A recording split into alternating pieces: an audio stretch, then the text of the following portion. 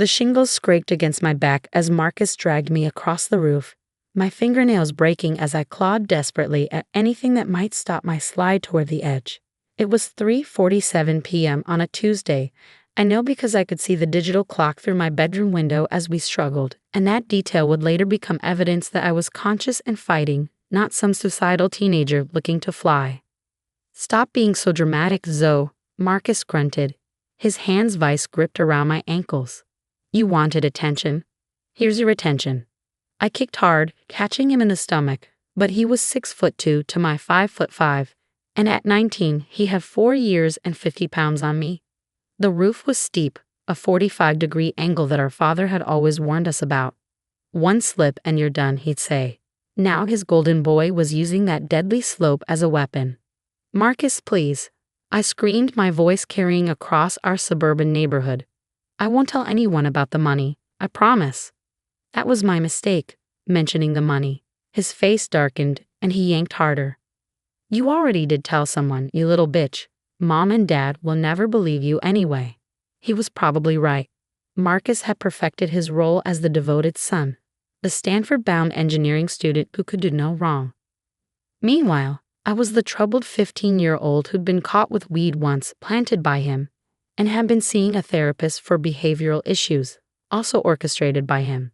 He'd spent 2 years carefully crafting a narrative where I was unstable, and he was my protective big brother. But I discovered his secret, the college fund our grandparents had left us. $100,000 each was supposed to be untouchable until we turned 21. Marcus had found a way in, using his tech skills to create fake authorization documents. He'd already blown through $60,000 of his share on crypto gambling, and when that ran out, he'd started on mine. I found out accidentally, looking for a calculator in his room and finding printed screenshots of transactions instead. I'd made the fatal error of confronting him privately first, thinking we could work it out as siblings. His response was to immediately tell our parents I'd been snooping and making up stories because I was jealous of his success. Now on the roof, I realized he'd planned something more permanent than gaslighting.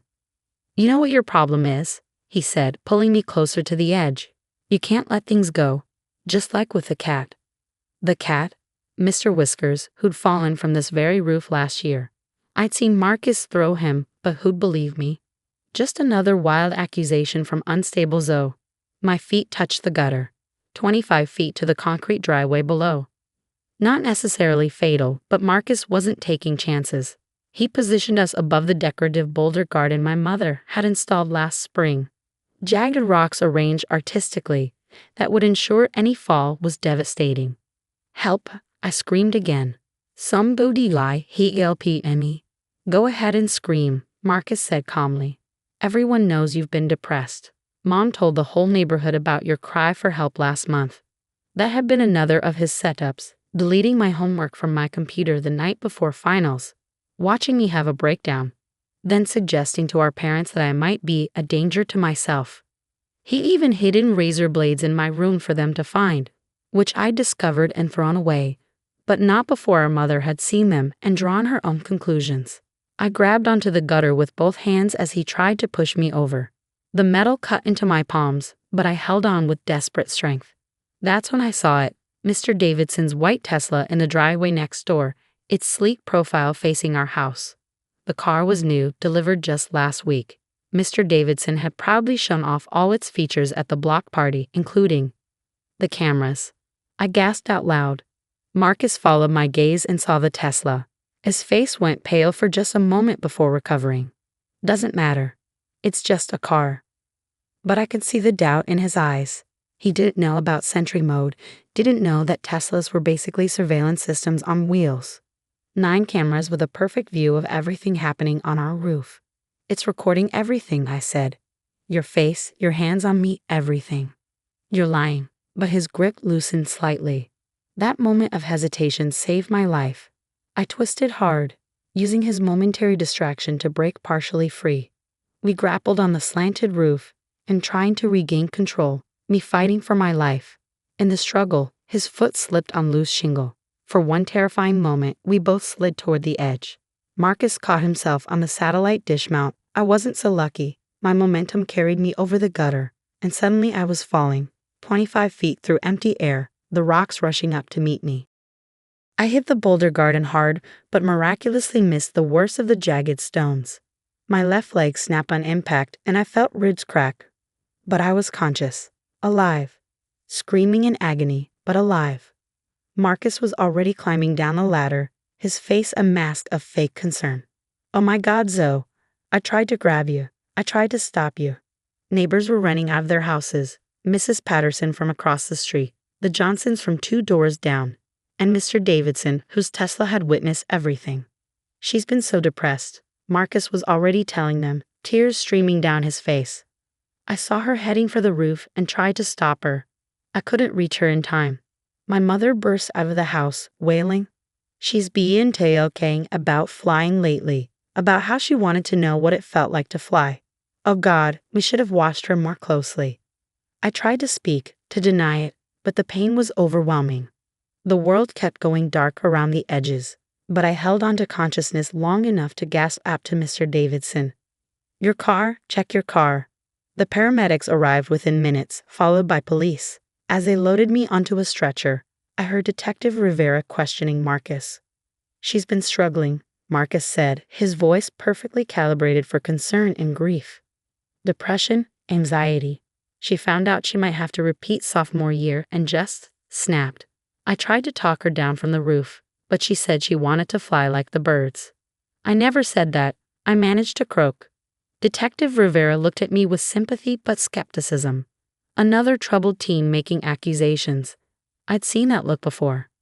At the hospital, as they prepped me for surgery on my shattered leg, my parents and Marcus spun their web of lies. They told the staff about my depression, my previous attempts, my fascination with flying. They produced a journal, one I'd never seen before, filled with suicidal ideation and handwriting that looked almost like mine. Marcus's computer skills apparently extended to forgery. It would have worked. Should have worked. Troubled teen attempts suicide, protective brother tries to save her, case closed. Except for Mr. Davidson and his Tesla. He came to the hospital the next day while my family was at the cafeteria. "Zoe," he said quietly, I reviewed my car's footage. My heart leaped. "You saw everything, 9 different angles. Your brother dragging you up the ladder while you fought. The whole struggle on the roof. Him trying to push you off. You fighting for your life." His face was grim. "I've already given copies to Detective Rivera." The footage was crystal clear. Every camera on the Tesla had been recording in sentry mode, triggered by my screams. You could see Marcus pulling me by my ankles, see me clawing at the roof, hear him saying I was being dramatic. Most damning, you could see the exact moment he tried to push me over the edge, his hands on my shoulders, the deliberate shove, my desperate grab for the gutter. Detective Rivera returned with a very different attitude. "We've reviewed the Tesla footage," she said. "We'd like to ask Marcus some follow-up questions." The story Marcus had told fell apart in minutes when confronted with video evidence. He tried to claim we were playing around, that I'd asked him to help me onto the roof, that the push was accidental. But the audio was clear, my begging, his threats, the mention of the money. "What money?" Detective Rivera asked. That opened the floodgates. The investigation revealed everything. The stolen college funds, the forged documents, the elaborate gaslighting campaign to make me seem unstable. They even found the real journal Marcus had hidden, the one where he practiced my handwriting and planned out my suicide. The arrest was public and humiliating. Marcus, the golden boy, handcuffed on our lawn while the entire neighborhood watched. My parents forced to confront that their favorite child was a sociopath who'd nearly murdered their daughter. But the story didn't end there. Mr. Davidson posted a thread on Twitter about how his Tesla's sentry mode had captured an attempted murder. He didn't name names, but he included a single still frame, just the roof, no faces visible, but clearly showing someone being dragged against their will. The thread went viral. #Tesla saved my life started trending. News outlets picked it up. Tesla's sentry mode captures attempted murder, saves teen's life. Then came the retweet that changed everything. Elon Musk himself shared Mr. Davidson's thread with a comment. Sentry mode was designed to catch vandals and thieves.